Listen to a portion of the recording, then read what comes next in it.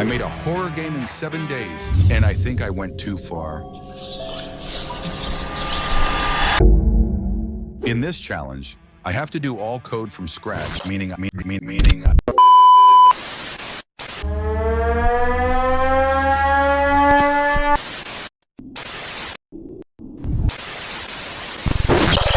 Introducing Project Echelon. Superhumans are the future.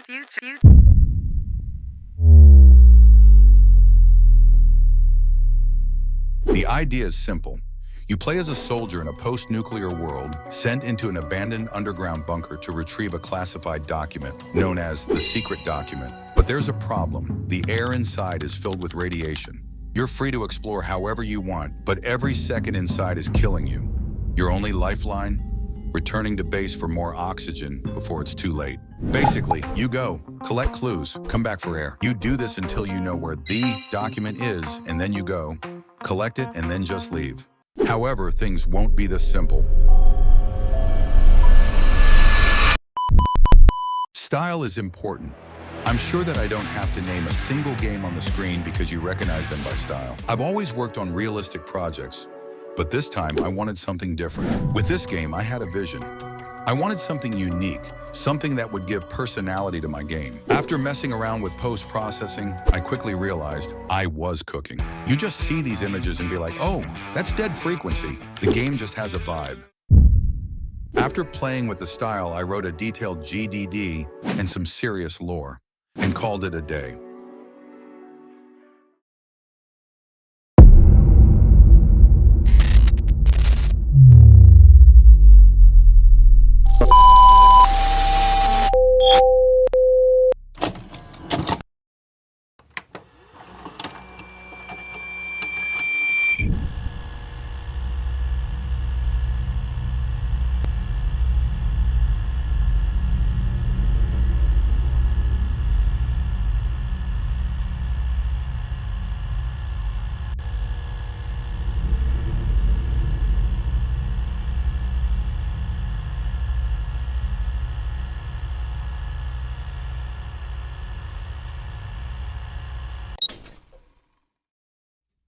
When making a first-person game, you have 3 options. 1.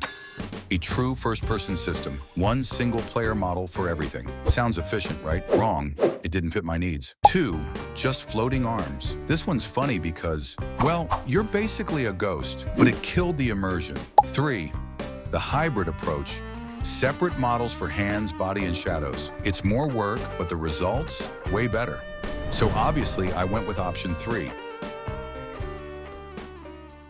Now that I had a working character set up, it was time to add some animations and interactions. And what's the first thing every horror game needs? That's right, a door. Sounds simple, right? Well, I couldn't find a decent door model, so I did what any self-respecting game dev would do. I kit bashed my own. And just look at this thing. It's a masterpiece. It may or may not look like it was salvaged from a disaster zone, but hey, it works. To wrap things up, I added a sprint system and some basic interactable items and a flashlight. Progress was looking solid, but this is just the beginning.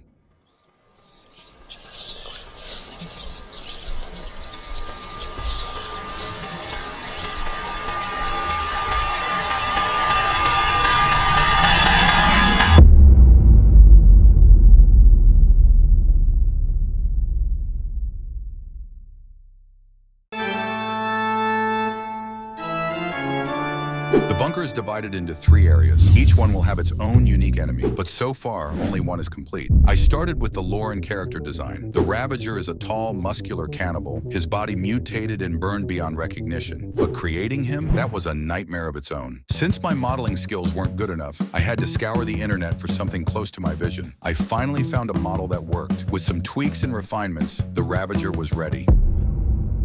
Now came the hardest part, making him smart. The scariest enemies in horror games, they're unpredictable. They think, they react. That's almost what I wanted for the Ravager. Except he's vengeful, aggressive, reckless. If he sees you, he doesn't hesitate. He runs at you full speed, screaming.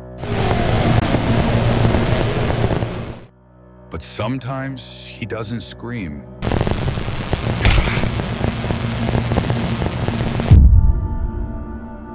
When he's hunting you, sometimes he goes silent. No warning, no scream, just footsteps, getting closer. Originally, the player could take 2 hits, but on hard mode, 1 hit and it's over. With everything planned out, I started development and everything broke. First, he wouldn't follow. Turns out, I told him to follow the wrong thing, then he wouldn't turn properly. Variable issues, fixed. Then he refused to attack. His range was too short, fixed. At one point, he would see me, but then just go back to patrolling like nothing happened. Turns out, the AI's task hierarchy was messed up. And then came the doors. I thought making AI open doors would be a nightmare, but surprisingly, it was easy. Just some nav links, animations, and boom. The Ravager learned how to open doors. Developing all of this took the entire day. By the time I was done, the sun was rising. It was time for some rest.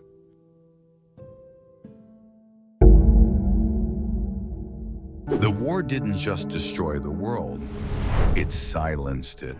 All sound recording devices became useless. No one really knows what happened. Some say a nuclear weapon, some say change of weather, but the truth is unknown and recording sound not possible.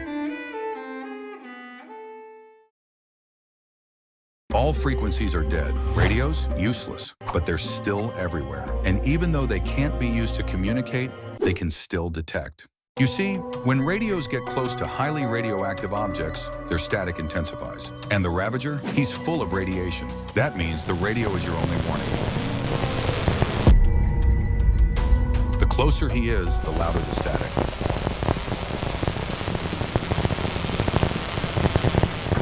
But here's the scariest part. It doesn't tell you where he is, only how close.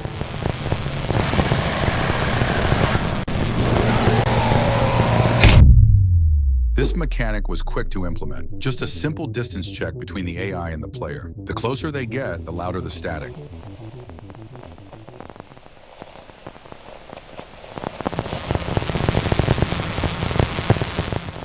With this done, I moved on to the next step, building the bunker itself. The bunker is divided into 3 areas, each with its own dangers. The base, this is the starting point. Here you'll find the mess hall, storage, meeting room, and medic bay. But the vibe, it's decayed, drowned in a dark orange glow, surrounded by cracked stone. For now, I'm only going to talk about the base area. More about the others in another devlog, so make sure to subscribe. Each area raises the difficulty. Each area gets worse, but there was just one problem. Time wasn't on my side. I only had time to finish the base area. So I started by drawing a layout, something to guide me. Then came the gray boxing, blocking out the level with simple shapes, no textures, just to get the scale and feel of the bunker. And gray boxing, it was hell. Rooms were too big or too small. Some had to be completely cut. I was running out of time, but I had to finish. I was running out of time. I rushed to finish the gray boxing and started actually building the level. But filling the emptiness, that took long. And finally, to the sky, I'm gonna roll with you till the day I die.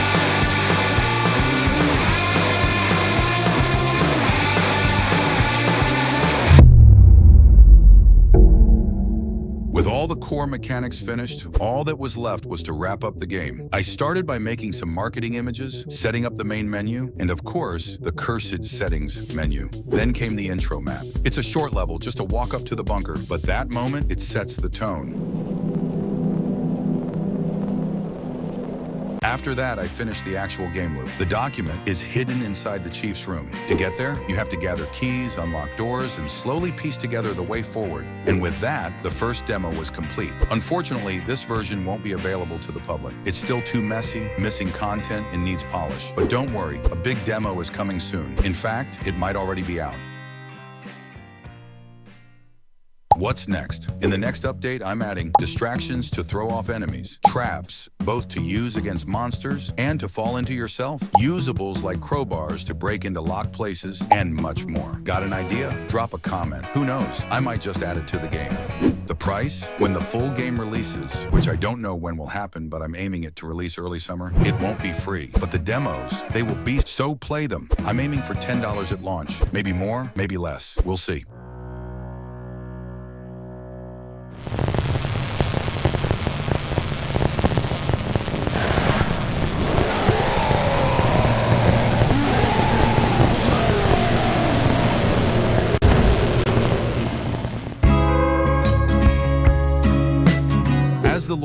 ended, I spent the 7th day resting. If you want to support the game, you already did. Make sure to like, subscribe, and comment down your thoughts as I'm building on feedback. For further support, follow me on other platforms where I post more frequently, and soon I will be launching the Kickstarter project, so stay tuned if you want to support. Thanks for watching. Stay hard.